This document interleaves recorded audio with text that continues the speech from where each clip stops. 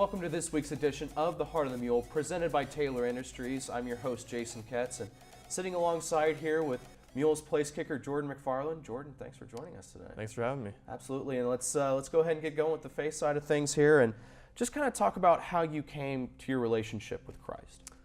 Well, I've grown up in a Christian home. My parents took me to church pretty much every Sunday. About until like 7th grade is when I really started taking it as my own. I went through confirmation through the Methodist Church and was baptized in 7th grade, and then from then I just kind of made Jesus a real part of my life. Yeah, absolutely, and that's definitely, from everybody that we've talked to, it really does seem like it all starts with the family side of things, and how your family gets involved, with church service and everything, and were your parents definitely a big influence in your life as far as with your faith? Oh yeah, they definitely they showed me what it meant to be a Christian and to walk with Jesus and stuff. And by taking me to church, I might not have paid attention in every single service, but it definitely had an impact on me. Now, and I know we're here in college and everything, and being a student athlete, your schedule is always hectic. How are you able to balance between your faith practices and then also going to practice every day in the fall and in the summer and doing all the workouts and stuff you guys have to do with football? Well, I make sure to be disciplined with my schedule and everything. I spend most of my evenings, I go straight from practice typically and then straight into ministry stuff with either through the BSU or with FCA. And it's just, being self-disciplined and all those things is important to have a schedule that I follow. And certainly in a sport like football where it's so contact-based and there's so much physicality, how does your spiritual life affect the way you perform on the football field? Well, for me, it's not that physical. But I don't know, I think that sometimes workouts and stuff get pretty tough, and so I just really focus on the real goal and what I'm doing all it for, and that makes the physical pain lessen. You're here in college, and this is your second year. Tell us about a time where your faith has really been tested here at UCM. My freshman year, definitely, just the first semester. I didn't really know anybody yet, getting to know people, and I didn't really have that community of believers with me at that point. And so just being kind of alone, I guess, is when I was really tested. It's important to have those believers around you, and so when I was alone, it was easier to consider temptations or things that might be called sin, but I got past that, and so. And it kind of rolls into our next question here. Obviously you are involved here with FCA here at UCM. Talk about how you became involved. I was involved in FCA in high school, and so that's how I knew about it. And then my freshman year, we had study hall. It was mandatory, and so I didn't really get to go to FCA, but I knew I wanted to because I heard we had it here. And so the next semester I started going and just rolled on from there. Talk about what is the greatest strength that you find through your relationship with Christ. I would say peace, and just knowing that what I do here, it affects my eternity, but ultimately the ultimate goal is eternity. And so the trials and tribulations I experience on earth aren't going to matter once I get to heaven. So now, and I noticed you have a purity ring yes. on, and kind of talk about why did you decide to wear it, and really kind of talking about, I know it goes along with everything with Christ, but why is it important to you to wear that? Well, on it has the verse 1 Timothy 4:12, and that talks about being an example in our faith and in our purity, even though we're young. And so I think as young men, it's really easy to fall into lust and earthly desires, but it's just kind of a reminder to me that I'm on earth for a greater cause and for God, and He calls us to purity, and so that's just something I want to live out. Now, and obviously mentioned a little bit about your parents and how their impact on your spiritual life was really one that has helped you through your time. Are there any other people that you can think of that have really helped you with your spiritual life? I had a lot of people in high school that just older members of my church that really mentored me and kind of were there for me. My youth leader in high school was an awesome woman. Her son was one of my best friends in middle school, and then he actually passed away before high school. So she was always there, and she's kind of like almost like a second mother in a way, because she had lost her son, and so she really like reached out to his group of friends and just became a really awesome spiritual leader for us. Do you still keep in contact with her today? Yeah, not as often as I like, but I do still. Yeah. That's good. That's good. And kind of just wrapping up the faith side of things here. Obviously, you have the Bible in front, so go ahead and tell us what your favorite verse is, and read it to us out loud, and then kind of give us your reasoning behind why it is your favorite verse and what it means to you. Okay. My favorite verse is Ecclesiastes 12:13. And it says, "When all has been heard, the conclusion of this matter is fear God and obey his commands, because this is for all humanity." And so this was written by King Solomon, and it just, the reason it's my favorite verse is the context of it, because King Solomon had everything, every earthly desire you can imagine, wealth, women, infinite wisdom. He had everything. But in Ecclesiastes, he just talks about how none of it means anything in reality, and so his conclusion is to fear God and keep his commands. And so that just stands out to me, like that's like the whole purpose of our beliefs, and as Christians, like that's the whole purpose of what we're on earth for. And it certainly seems like you're keeping his values alive with the ring on your finger, and it really does mean a lot to you. Yeah, oh yeah, it definitely absolutely. Does. All right, well, that is this first segment with Jordan McFarland here. Come back after the break, and we'll talk more about the place kicker here for the Mules as you're watching this week's edition of The Heart of the Mule, presented by Taylor Industries. We'll be right back after this.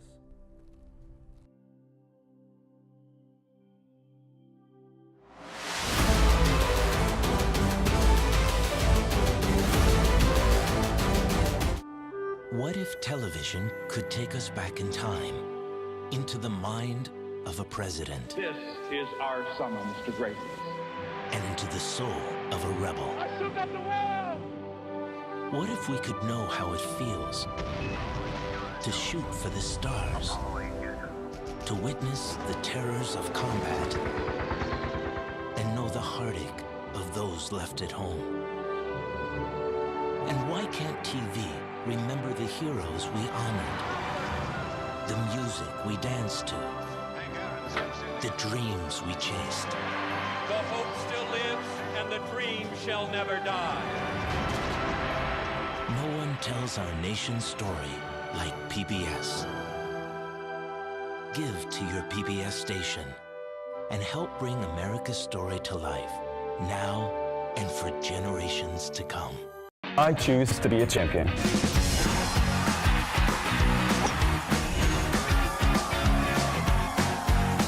I choose to be inspired.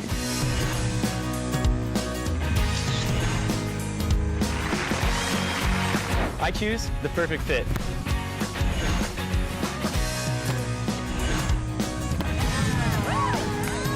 I choose Red to experience learning to a greater degree. Choose Red. Choose the University of Central Missouri.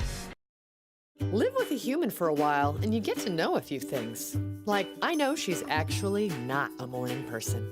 I know she does strange tricks for no treats. I know that water makes her howl like crazy. I even know how the floor stays so clean. She's quick. But the one thing I will never for the life of me know is how she gets so tiny and inside that box. Natalie, how do you get so tiny?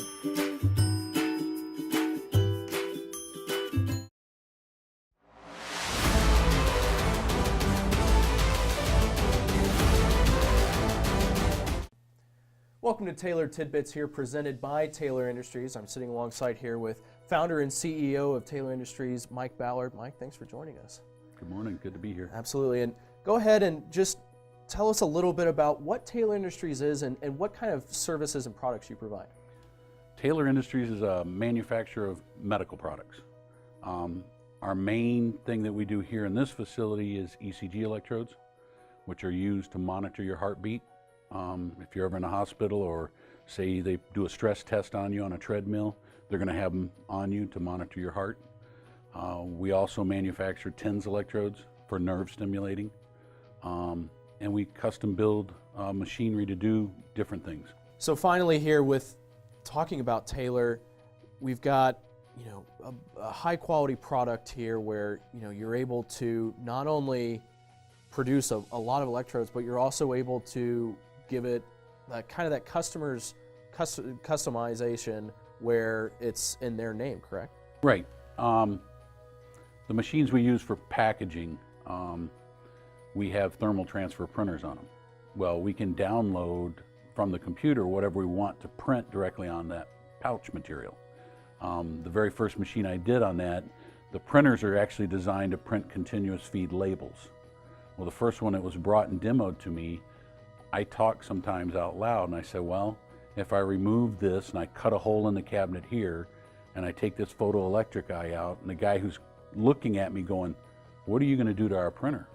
I said, we'll come back in 2 months and I'll show you what I'm going to do to it. So basically, we're feeding a roll stock through it, but we're telling it when to put the print head down and when to print.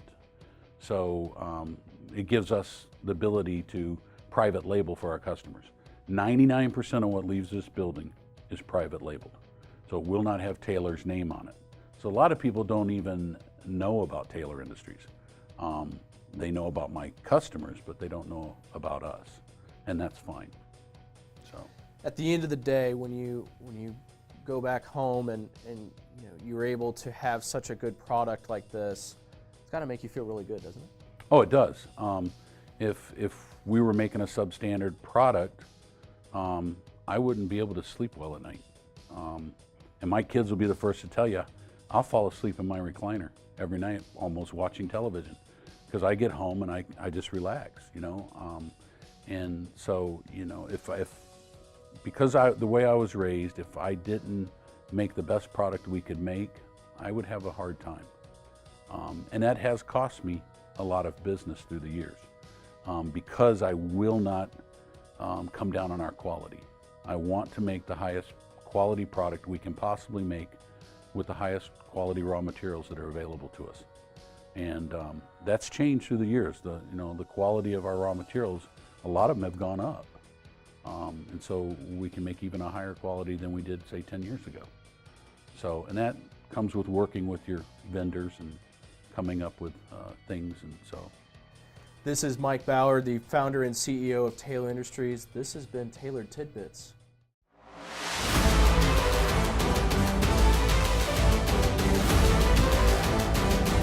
I choose excitement.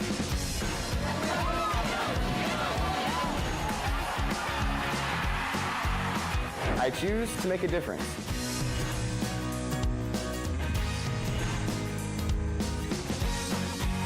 I choose uncommon opportunities.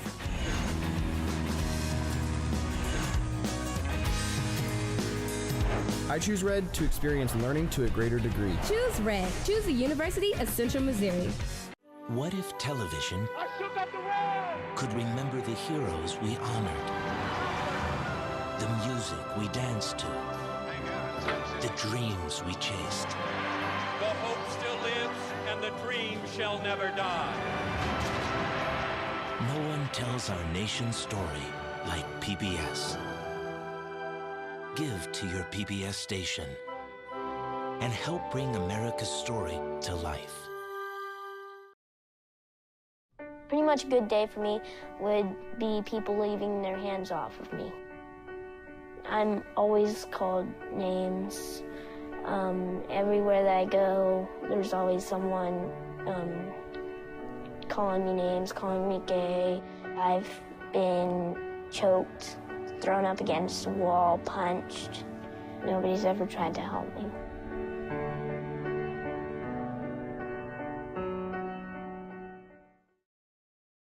Hi, I'm Jason Ketz, and thanks for watching this week's edition of The Heart of the Mule presented by Taylor Industries. If you or someone you know would like to be on the show, email us at theheartofthemule@gmail.com.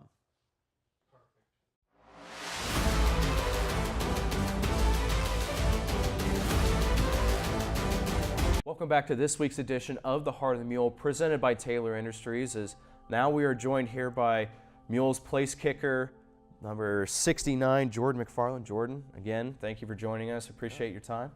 And let's go ahead and start with the high school days. You're originally from Bolivar, Missouri, so down there by MIAA Foe Southwest Baptist. Talking about growing up, how important was sports in your life? It was very important. I've lived in Bolivar my whole life, and so I started playing soccer. That was my first sport when I was about 4 or 5, and I started in the Y, and then eventually, a couple years into that, my parents took me up to Springfield to play in the rec leagues, and then eventually I started playing club soccer. And so I grew up, soccer was my main sport. I played for 10 years total, but I also played basketball through the YMCA. And so it's always been a big part of my life. Yeah, absolutely. And really there's a lot of, turnover as far as there's so many soccer players that end up becoming place kickers in football. And I know your freshman year of high school, you really kind of played a lot of different sports, didn't you? Yeah, my freshman year, I started both varsity soccer and football in the fall semester, and which was a blast. It was a lot of fun. And then went on and played basketball for the freshman team during the winter, and then in the spring I played tennis. So. And how much of a balancing act was that? I mean, especially not only in the fall doing the two-sport thing, which I can only imagine that was a lot on your plate, but going through and being like, as soon as you're done with one season, well, you're done with that one. But no, you got to pick up and go right into another. Yeah, it was tough. In the fall, I would go straight from soccer practice over to football and kick with the team, and then our football would usually run into basketball season, so the football players that played basketball would show up late, but we'd have to get into it and start our running and everything, and that was tough. And then going straight into tennis after that kept me pretty busy. Yeah, absolutely. And then it seemed like it was around your sophomore year was when you finally kind of decided, what sports you really wanted to do, and kind of talk about that process and what ultimately led you to choose football. I played all 4 sports my sophomore year too, I didn't play basketball my sophomore year because I figured I needed some time off as it was getting pretty grueling. And then my junior year, I decided to leave soccer after playing for 10 years and just to focus on football because I figured I had a better chance of getting into college to play football than I did with soccer. And so ultimately, that led me to stick with football. And then I still played tennis up until my senior year because it was in the spring, so it didn't really impact football so much. What was the reaction of some of the people around you when you decided to, obviously with soccer being kind of that main sport in your life, making that decision to ultimately switch over to football? They were surprised. I got a lot of questions about it. I was seen as a soccer player that played football. And so when I quit soccer, a lot of my soccer teammates were upset at first, kind of disappointed, but eventually they got over it and they understood why I was doing it. So then I just became, a football player after that. So. And obviously, I was a former high school football player myself, and I always ask, the football players this question on this show, and that is, what's it like playing under the lights? It's amazing. Friday Night Lights is definitely a real thing for high school. I absolutely loved it. And same with college. In college, you play on Saturdays typically, and usually in the afternoon, so you don't get that light effect. But we do have those games on Thursday nights or sometimes on Saturday nights, and it just kind of brings back the memories of high school, and it's just, it's amazing. Absolutely, and kind of wrapping up with your your high school career and kind of deciding where you wanted to go to pursue with colleges, what ultimately led you to come here to UCM? I had offers other places, but I like the winning tradition that it's not really a tradition, I guess, but the recent winning years with Mule's football, and it was far enough from home, but not too far to where it was uncomfortable, I guess. And it just felt right. It just felt right. And coming in that freshman year, and obviously this is just your sophomore season. You're a redshirt freshman, and coming in and redshirting, last season, what was the biggest difference that going from high school football to in the college level? It's a world of difference. They're not even the same sport, honestly. Right when you get into football your freshman year, you go through redshirt lifts, and I've never done anything like it, physically training. But then it's kind of tough at first. But then once you get to experience the games, the college games, it's definitely worth it. And the fan base and everything, it's much more intense than high school, but it's worth it for sure. And certainly last year, the team was, the team went 9-3 overall, making it to that Texarkana Bowl game and winning that. And coming off of that win, what was the big thing that the team was preaching coming into this past year? Just to keep it up, to keep rolling with it and doing what we're doing, and just working hard in the off season, training hard in the weight room, and then for running and stuff, and just to do stuff on your own time also, and being at summer workouts, just key, and doing that off season work to have a good season the next year. And not only were you involved with the team success with the 9-3 season, but individually you were an academic All-American, and you mentioned it earlier that you were actually a biology major during this time. Sciences to me are just I can't do them. But going through that rigorous schedule of classes, and then on top of that with football, that must have been a real good accomplishment for you. Yeah, I was really happy with that at the end of the year. It's tough. It takes a lot of extra effort to balance the sports side along with the academic side. You're definitely a student athlete, but you're a student first because it just takes a lot of time and effort to get there, and I'm glad it paid off because it was worth it. And then this past season with football, 8-3 season that it had its real ups and its real downs at some point, just like any football season. We're a couple months out of it now. Looking back, what was were there a lot of building blocks that this team can build on for the future? Definitely. I think we made great strides, even though we had 9 wins the previous season and we only had 8 this season. We made a lot of strides as a team. We set goals that we definitely fulfilled a lot of. Beating Pitt.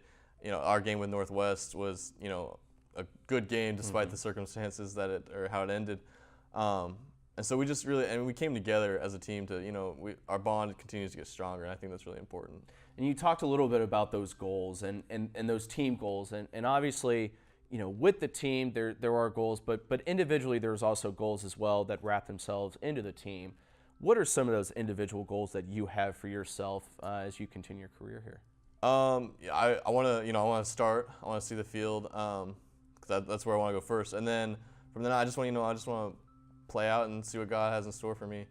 And also in the smaller things with PRing in the weight room and stuff, that's our strength coach preaches that.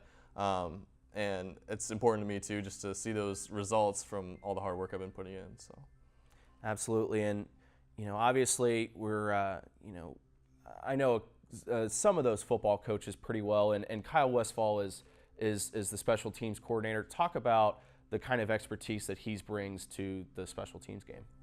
He's got a lot of experience, and that really helps a lot. He's really he's a positive guy, and that helps too. He's really the positivity. Like when we don't get to see much of him, I guess, being kickers, but when he will come with us and give us advice and pointers and stuff, and that's just really it helps a lot with the moral level, I guess. Yeah, moral psyche of a kicker. Yeah, absolutely. And just wrapping up finally here, obviously, you're a Division II athlete, and you come here because you want to continue your football career, but you ultimately know that it's especially getting to the next level is it's probably not priority number one. With your PR major, you're just switching over. Where do you see Jordan McFarland 10 to 15 years down the road? The current, the job title that stands out to me right now is a creative director. I'd love to be a creative director for, not-for-profit or just a Christian organization would be my ultimate goal, I think. But it just it's in God's hands, and we'll see where it goes. I know that, I know football probably isn't a future, or in my future after college, but I'm okay with that because I know God has a plan for me, and I know that I'm going to live that out. So absolutely, and Jordan, best of luck to you in the future, and we'll see how that football team does next year. Thank you. All right, absolutely, and again, Thank you to Jordan McFarland for joining us for this week's edition of The Heart of the Mule presented by Taylor Industries. I'm your host, Jason Ketz. We'll see you back here next week.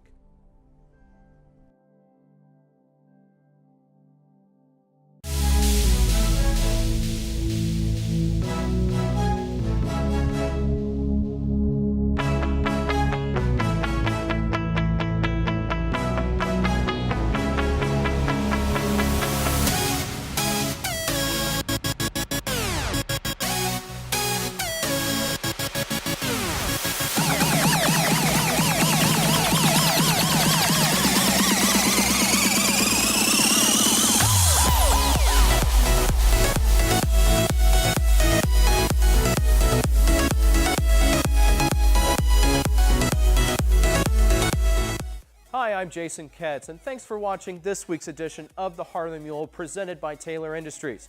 If you or someone you know would like to be on the show, email us at theheartofthemule@gmail.com.